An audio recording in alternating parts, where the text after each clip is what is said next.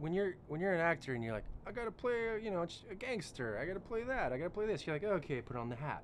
But when they say you got a role playing you in Hollywood trying to make it, then you're like, jeez, how do I? It's not like how do I act that. It's just you become more vulnerable and more real than you could ever possibly be in any role. And so a lot of the scenes in the movie that I was filming, it's not like it actually happened to me, but it felt so real to me that when we were shooting it, it was like an actual moment that was happening in my life that I was playing out in front of the camera, even though it never happened. It was like some kind of alternate reality where Jack, had this life and had this family, and these are the set of circumstances that I had to deal with, but it was still me struggling. Right. Well, Yeah, the vulnerability, the yeah. insecurity in those moments, because a lot of times people don't see actors that way. They see actors as, they're trying to do the role, but, like you, for instance, you see a lot of actors off camera in their most insecure moments, right before the audition, or right before a thing, or right before an interview. You see them, as themselves, but a lot of times no one ever gets to see actors that way. And I think playing a role like this, especially the Asian male actor role of, this particular theme or this story, it makes us human. It makes us have emotions. A lot of times, Asians aren't seen as emotional people. They don't fall in love. They don't get angry. They don't get insecure. They don't, whatever. Right, exactly. People don't think we have a soul. You're like, those soul is Asian. No, we have feelings. We feel just like everyone else. I was the assistant to Matt Weiner for a season. It was good. Well, I absorbed a lot of his sensibilities. It was like a really good job. And then he sort of wrote me into season 3, which was a little weird, but there's a show about the writers on Mad Men, and it's called Mad Men. And basically anything and everything that happens in the writer's room makes its way into the script and the plot. There's a male assistant in season 3, and that's me. No way. Yeah, I gotta look it up. Well, it's very personal to me because part of the reason I came out to LA and film school was so that I wanted to see more people who looked like me in front of the camera. So you're saying that he looks like you? Is that what you're saying? Yeah. He's like sort of twins. He's really handsome and tall, and he's exactly like you. me. Yeah. Stephen Kung. Esquire.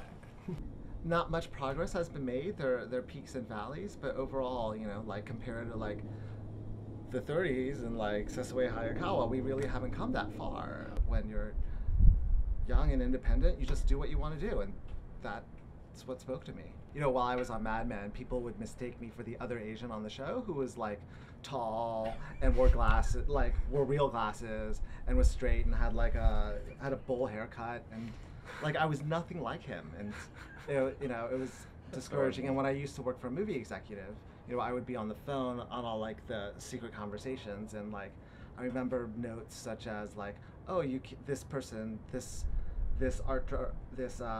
museum curator can't be black because black people don't like art. Just the most fucked up shit. So wow. Yeah.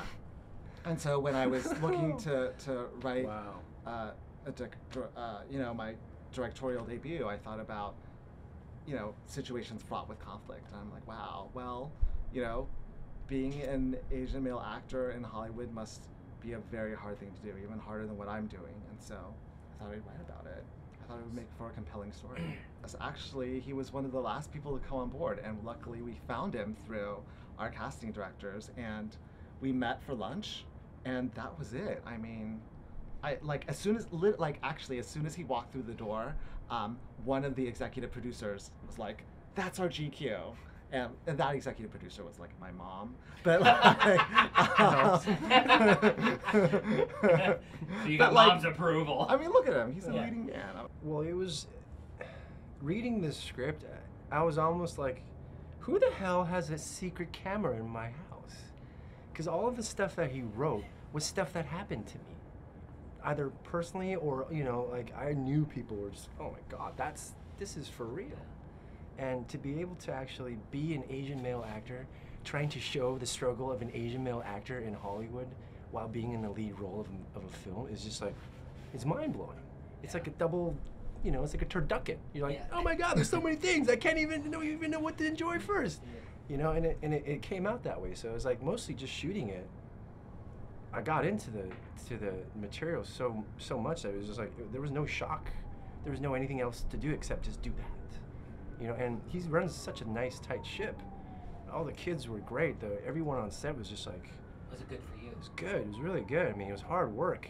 You know. Yeah, I feel like working together we had a shorthand because it's not often you find an actor who knows the script as good as you do, and I felt like he did. He like not only understood his character, but the arc of his character and the arcs of the other characters in the story, and so, and he brought some like this humanity and this swagger as well to GQ that, you know, I feel like made the character very well rounded.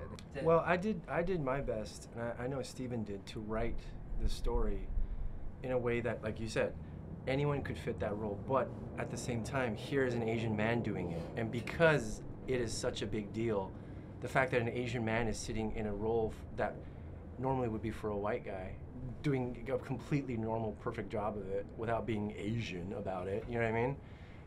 That is a you know, eye-opener. Yeah. Because in Hollywood, it's like, oh, can we put an Asian? Oh, if we could put Asian, then it's an Asian episode. If there's too many Asians, it's an Asian episode. Get 3 Asian guys together, it's a gang. Yeah. You know what I mean? Asian task force and you know, crime task force in Los Angeles. You get 3 Asian guys together, it's a gang. Yeah. So it's like, oh, okay, we can like hang out together. It's like, but yeah, it's like having to be able to play someone that is just a person.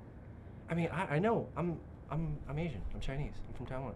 As soon as when Raymond walked into the room, actually Raymond, Heather, and Jack, but they were all like, as soon as I met them, I knew they were the one. They embodied the characters so completely.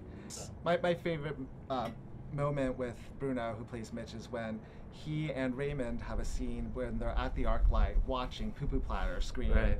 and he's like very vulnerable and sensitive because the audience isn't responding to his picture, and you see that moment of just being completely insecure, and you're like, oh, that's where it comes from. And It's like a nice dimensional moment. He's just for a him. guy trying to keep it together.